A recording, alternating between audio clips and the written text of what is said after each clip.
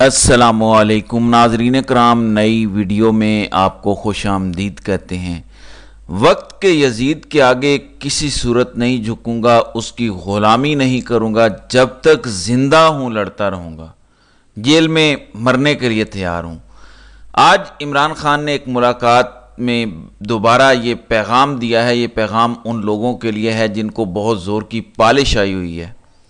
इमरान खान के करीबी समझे जाने वाले इमरान खान के नज़रियाती लोगों ने इमरान खान को छोड़ा, लेकिन कुछ रह गए, कुछ पर तशद्दुद जुल्म हुआ, लेकिन उन्होंने इमरान खान को नहीं छोड़ा। लेकिन फिर एक शॉकिंग स्टेटमेंट आई है, वो मैं आपको सुनवाता हूं, ये जरा सुने। सिपाही सालार इसकी मिसाल बाप की होती है, इसमें कोई डाउट नहीं है।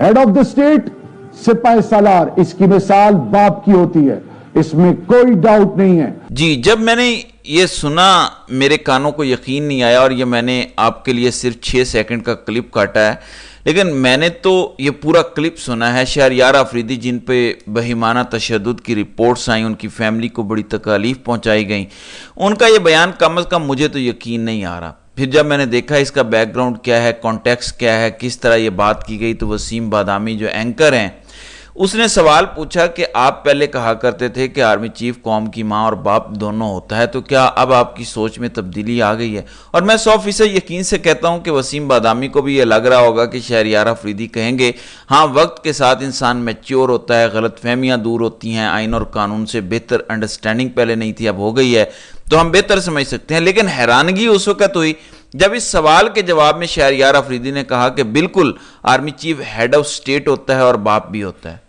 ये दोनों बातें हकीकी आज़ादी के हर नारे की खिलाफ वर्जी हैं। Head of state president of Pakistan होता है शहरयार आफरीदी साहिब, पाकिस्तान का आइन पढ़ें, army chief head of state नहीं होता।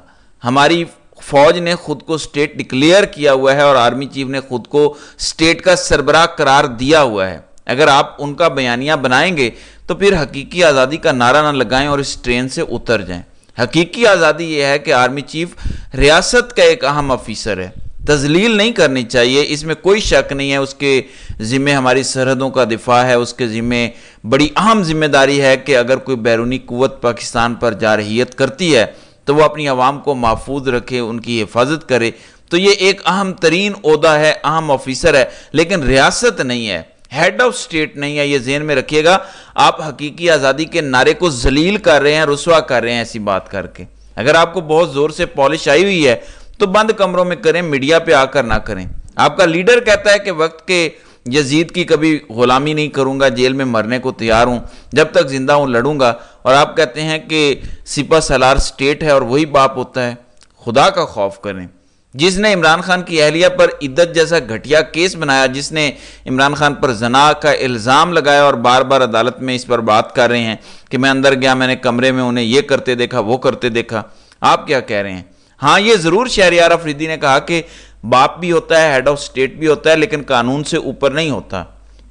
भाई हम तो ये कह रहे हैं कि कानून से ऊपर तो वैसे ही कोई नहीं होता, वो बाप भी नहीं होता और हेड ऑफ स्टेट भी नहीं होता। ये फंडामेंटली गलत है जो आपने बात की है।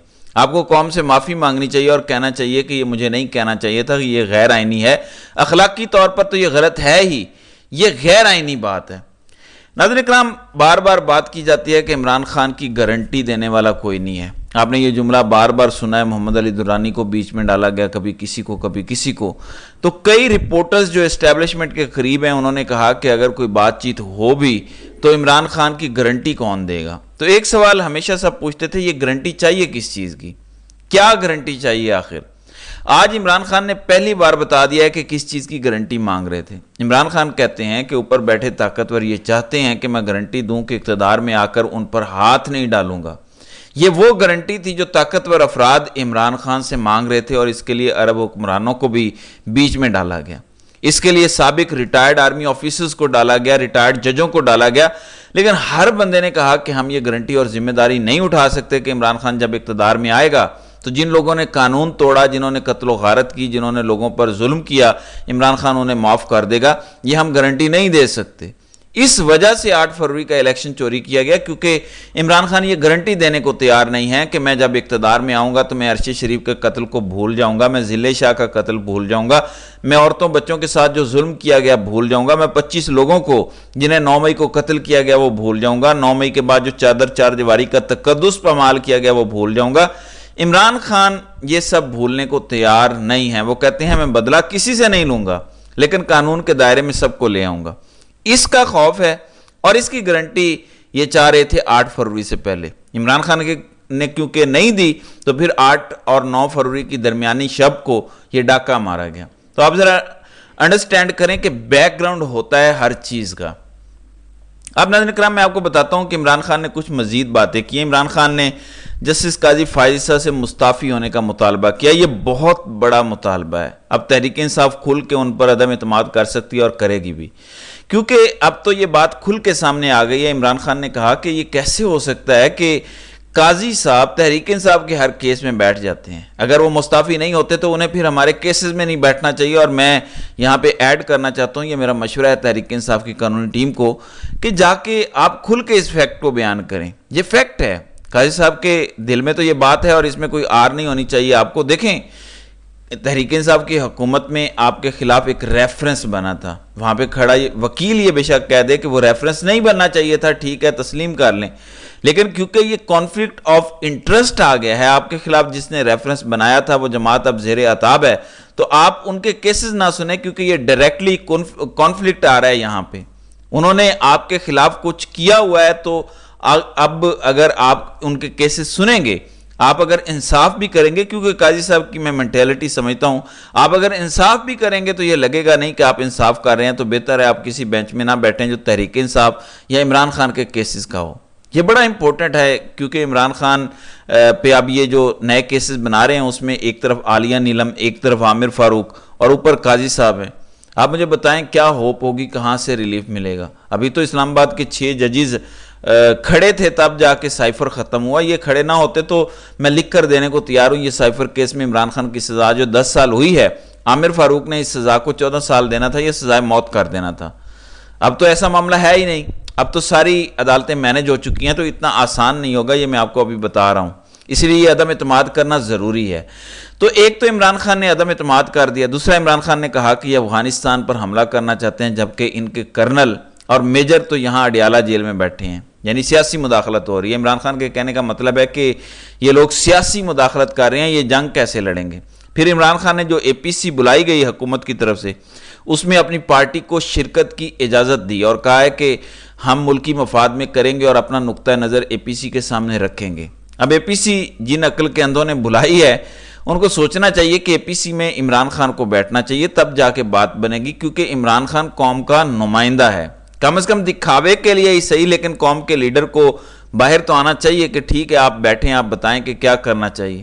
تو اے پی سی میں شرکت کے لیے عمران خان رضامند ہے۔ ایک تو یہ عمران خان نے کہا ہے کہ جس طرح یہ لوگ ہمارے خلاف پنجاب میں کیس کر رہے ہیں کہ پارٹی بند کر دو، فلاں کیس بنا دو، خیبر پختونخوا حکومت کو بھی ان کی تقاریر ساری نکالنی چاہیے، نواز شریف کی، مریم نواز کی، خواجہ آصف کی، اور وہاں پہ ان پر ایسے ہی کیسز بنانے چاہیے۔ ظاہر ہے خیبر پختونخوا میں تو زیادہ تگڑے کیسز بن سکتے ہیں کیونکہ ان کی تقاریر تو ایکچولی اداروں کو بہت زیادہ ملائن کرنے والی ہیں۔